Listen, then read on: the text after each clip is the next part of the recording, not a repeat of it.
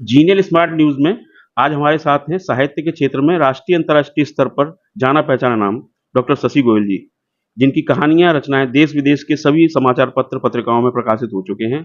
आज हम उनसे उनकी सफलताओं के बारे में बात करेंगे। आपके साहित्य के क्षेत्र में रुचि किस तरह से पैदा हुई? नमस्कार। मेरा परिवार जो है प्रकाशन का परिवार रहा। वहाँ बचपन से ही हमने हर तरह का साहित्य पढ़ा। शरद चंद्र और प्रेमचंद और रविन्द्रनाथ टैगोर वगैरह ये सब हमने बचपन में ही, जब हम शायद 9-10 साल के होंगे तभी पढ़ने प्रारंभ कर दिए थे। तो जब हमें और हमारे सब परिवार में सभी को बहुत साहित्यिक रुचि थी। मेरे पिताजी और मेरे ताऊ जी और सब लोग साहित्यिक परिवार के रहे। उन बाबू वृंदावन दास जी ने तो बहुत साहित्य लिखा और मेरे पिताजी की साहित्यिक रुचि थी, तो हमारे घर पर भी गोपाल प्रसाद व्यास और ये सब आते रहते थे। और नीरज जी भी जब हमारे यहाँ आए हैं और अमृतलाल नागर कई बार आए हमारे यहाँ, तो ये सब वातावरण हमेशा मुझे वैसा मिला, साहित्यिक वातावरण मिला। इसकी वजह से मेरी रुचि भी स्वयं पढ़ने की वजह से थोड़े-थोड़े, जब मैं पढ़ती थी तो मेरे दिमाग में आती थी कि ये कहानी हम ऐसे लिखें तो, ये हम ऐसे करें तो, हम भावनाओं में हम खो जाते थे कि जब हमने ये पढ़ा है तो हम ऐसे लिखें तो हमें कैसा रहेगा। तो इस सब से करते हुए 14-15 साल की उम्र में ही मैंने एक बच्चों की कहानी लिखी और वो पहली कहानी ही मेरी प्रकाशित हो गई, तो उत्साह बढ़ता चला गया। और 16 साल की उम्र में मैंने यहाँ पर यहाँ से प्रकाशित होती थी निहारिका, उसमें एक कहानी भेजी थी मैंने और वो भी प्रकाशित हुई। तो तभी से एक उत्साह बढ़ता चला गया और अपना मैंने तब से निरंतर मेरा साहित्यिक क्षेत्र बढ़ता चला गया और होता चला जा रहा है निरंतर। वैसे भी मुझे मतलब सबसे बहुत वो सहायता मिली अपने परिवार से भी। मेरे पिताजी भी जब उन्होंने कहानी मेरी देखी, तो मैं तो डर रही थी कि ये कहानी मैंने मतलब 16 साल की उम्र में, जबकि मेरा परिवार ज़रा वैसे स्ट्रिक्ट था थोड़ा-सा, तो उन्होंने कहा कि ये 16 साल की उम्र में एक प्रेम कहानी मैंने लिख दी तो मेरे पिताजी तो पता नहीं क्या समझेंगे। वो तो उनका तो एक शब्द रहता था कि कोई बात मैंने सुन ली तो मैं टाँग पे टाँग धर के चीर दूँगा। उनका एक ही शब्द सुनाई देती थी मुझे, तो डर लग रहा था। जब आके मैंने कहा कहीं ये बाबूजी के हाथ में ना आ जाए ये किताब, परंतु वो उनके ही हाथ में आई, क्योंकि गद्दी पर आते थे सब। गद्दी थी हमारे यहाँ कपड़ों की, तो गद्दी पे ही सारी पोस्ट आती थी।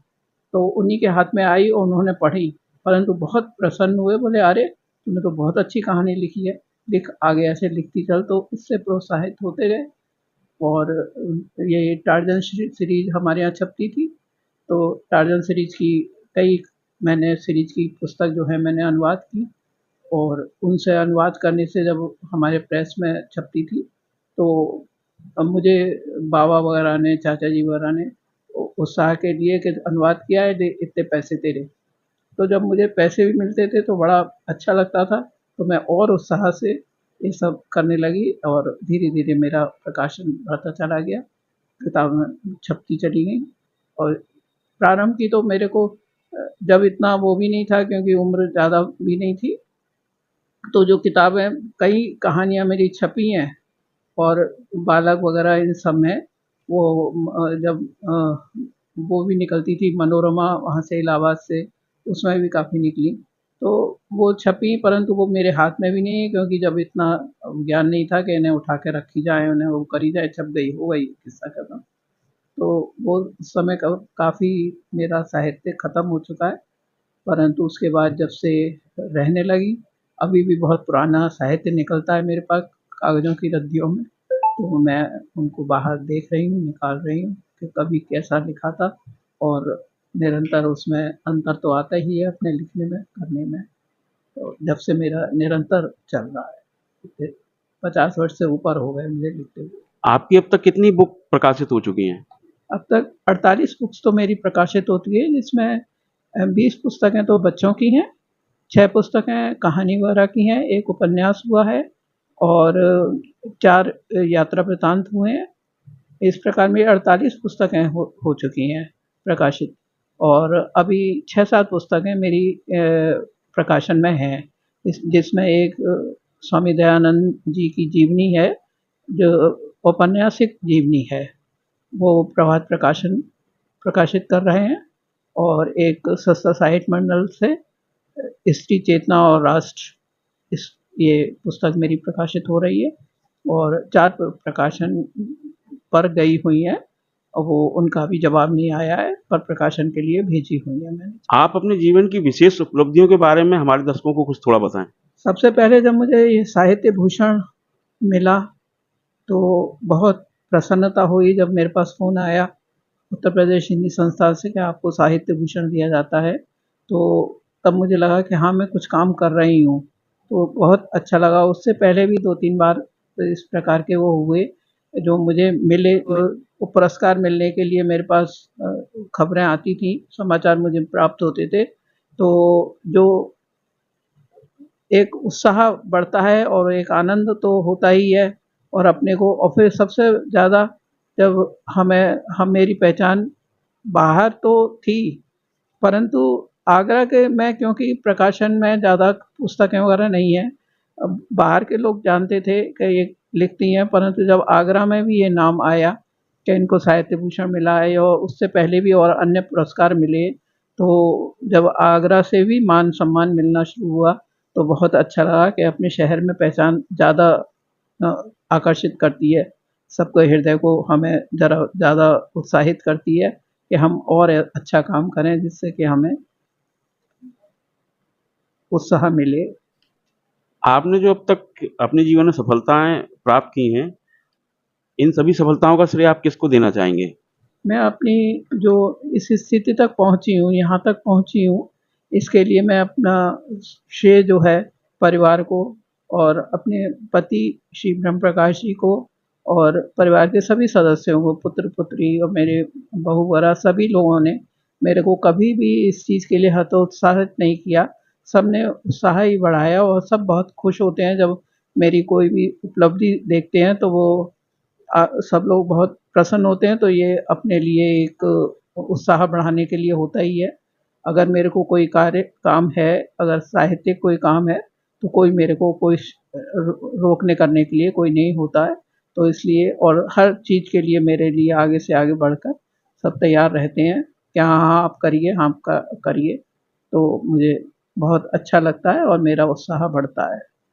आपने अपने साहित्य के सफ़र में किन-किन जगहों की यात्राएँ की हैं? थोड़ा-सा उसके बारे में बताएँ। मैंने भारत में तो बहुत स्थानों पर किए हैं, हैदराबाद गए हैं, अहमदाबाद गए हम, दिल्ली तो कई बार गए हम, कानपुर, लखनऊ, जहाँ-जहाँ ये साहित्यिक कार्यक्रम हुए, हमने अपना पर्चा भी पढ़ा, वहाँ अपनी वहाँ से जो भी हमें विषय मिलता था, उस पर हमने वो भी पढ़ा, और कविताएँ वगैरह भी वहाँ पढ़ते रहे हम, और हमें बड़ा सब जगह हमें बहुत अच्छा रिस्पॉन्स मिला।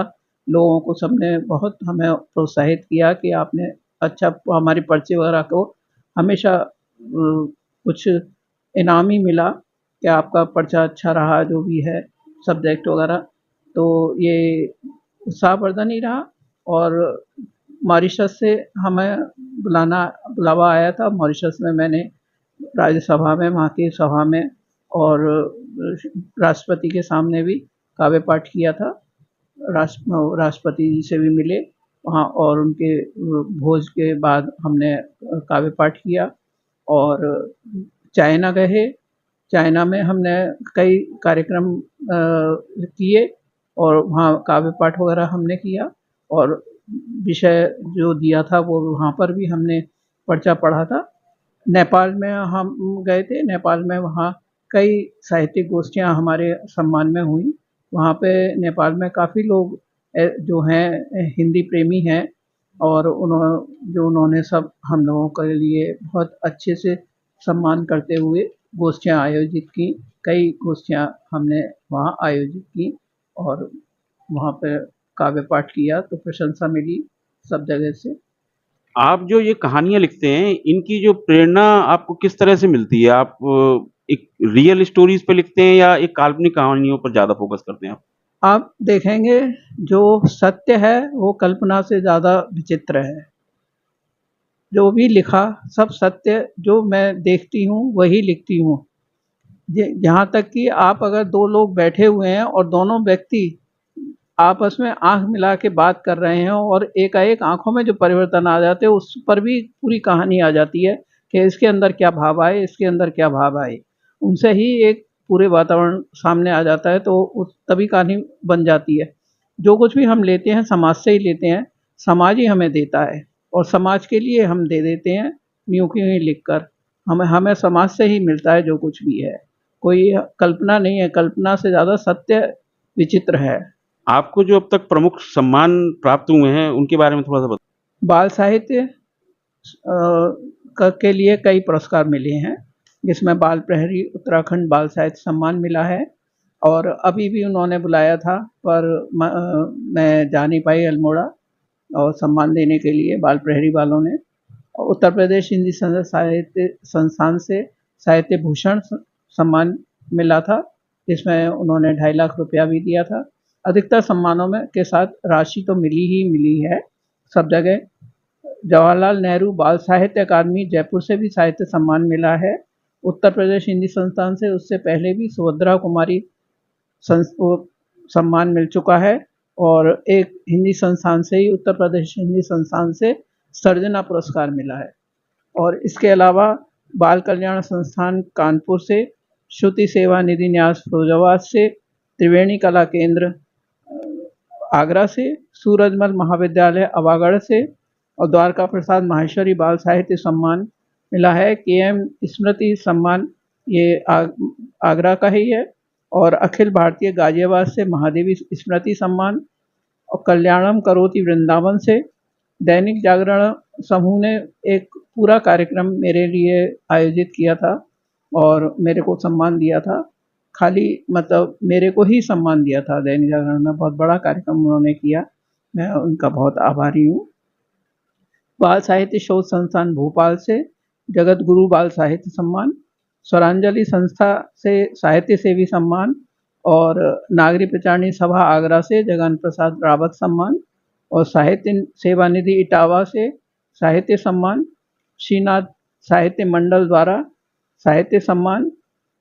इस प्रकार और भी मेरे को बहुत सी संस्थाओं ने, कम से कम 1 दर्जन संस्थाओं ने सम्मान दिए हैं। ये प्रमुख सम्मान रहे और इसके अलावा भी मेरे को बहुत से सम्मान प्राप्त हुए हैं अब तक। इस समय सोशल मीडिया का ज़माना है, आपकी नज़र में सोशल मीडिया पर साहित्य की क्या स्थिति है?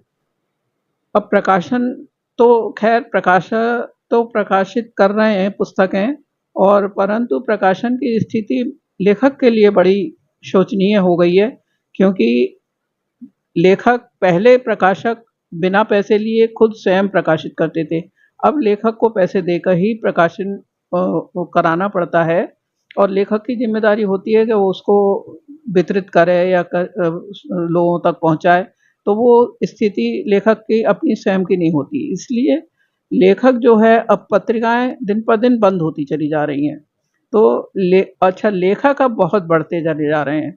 लेखन कार्य विशेष रूप से काव्य साहित्य तो बहुत ज़्यादा बढ़ता चला जा रहा है, क्योंकि भावनाएं तो हर व्यक्ति के अंदर होती हैं, मन का हर किसी का कुछ ना कुछ कहने को करता है। तो पहले तो लोग लिमिटेड लोग ही कहते थे, करते थे। कुछ आप पुराने समय में देखिए तो साहित्यकार बहुत सीमित मात्रा में थे। अब तो आप यहाँ देखिए, कहीं भी देखिए तो आपको इतने कवि मिल जाएंगे, इतने लेखक मिल जाएंगे कि आप भी ये सोचेंगे। तो परंतु पत्र पत्रिकाएं बिल्कुल बंद होती चली जा रही हैं। तो अब तो और भी स्थिति खराब हो जाएगी, क्योंकि अब जो डाक व्यवस्था में भी और दिक्कत आ गई है। डाक व्यवस्था अभी तक बुक पोस्ट शायद सुना है कि बंद हो रही है, तो बुक पोस्ट अगर बंद हो जाएगी तो जो पत्रिकाएं उसके माध्यम से भेज देते हैं, अब क्योंकि बिकती तो है नहीं है, तो लोग वैसे भेज देते हैं उसे बुक पोस्ट के माध्यम से, तो वो भी फिर लोग नहीं मंगाएंगे, क्योंकि महंगी पत्रिका का इतना कोई नहीं मंगाएगा।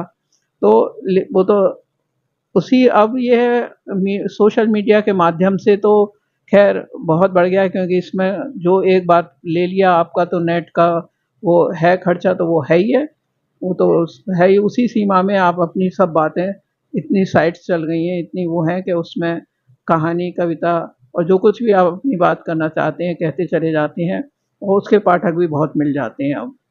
क्योंकि पुस्तकों का तो अब ज़माना धीरे धीरे, अब ये तो एक बंद दरवाजे के अंदर की खिड़कियां हैं, जब कभी खुलेंगी तो उन पर धूल ही नज़र आएगी। वो किताबें भी अंदर से झांकेंगी तो यही कहेंगी कि हमें मतलब कभी कभी तो देख हवा दे दिया करो, हमारे अंदर से जाले कभी कभी तो झाड़ दिया करो। तो बंद किताबों का भी कमरा कभी कभी खुले तो वो भी बेचारी किताबें भी अब धीरे धीरे अपना अस्तित्व खोती चली जा रही हैं। परंतु ये सोशल मीडिया दिन पर दिन अ, उसके माध्यम से लोगों को अपनी बात कहने का स्थान वो तो मिल बहुत स्पेस तो बहुत मिल रहा है। आप बहुत साइट हैं जिन पर आपको सब तरह से पढ़ने को मिल जाएगा, बोलने को मिल जाएगा, लिखने को मिल जाएगा। तो ये माध्यम और लोगों को अब ये भा भी रहा है, सब दिन भर चलते फिरते पढ़ लेते हैं, तो ये एक माध्यम तो मिल ही रहा है लोगों को। पर हाँ, इससे ज़रा आय का साधन नहीं है, क्योंकि पहले तो लेखक पत्र पत्रिकाओं में छपते थे, तो एक आय का साधन था। ये आय का साधन नहीं है, बस जो होता है वो है साधन। साहित्य के क्षेत्र में जो नई प्रतिभाएं आ रही हैं, उनको आप कोई संदेश देना चाहेंगे? कुछ भी लिखने के लिए अध्ययन बहुत आवश्यक है और अपना समाज को पढ़ना बहुत आवश्यक है। जब तक आप दूसरों की भावनाओं को नहीं पढ़ेंगे, जब तक आप लिखना आपके लिए सहज सरल नहीं होगा। अपनी भावनाओं को ही केवल न व्यक्त करें, दूसरों को भी देखें कि दूसरों के लिए क्या भाव व्यक्ति है। और सबसे बड़ी बात है, पहले लेखकों को आप पढ़िए और अब के लेखकों को पढ़िए, परंतु पहले लेखकों को पढ़ना बहुत ज़रूरी है। उनको पढ़े बिना आप साहित्य को लिखना असंभव है, क्योंकि जो तकनीकी ज्ञान प्राचीन साहित्य में हम मिल रहा है, वो ज्ञान आज के उसमें नहीं है। तो तभी हम लेखक जो है, कुछ अच्छा लिखने के लिए बहुत आवश्यक है कि दूसरों को आप पढ़ें और उनके भावों को समझें, किस तरह से लिखा जाए। तो पढ़ना लिखने से पहले पढ़ना बहुत आवश्यक है। मैं कहूँ पढ़ना ज़रूर रखें। हमारे चैनल से बात करने के लिए बहुत-बहुत धन्यवाद।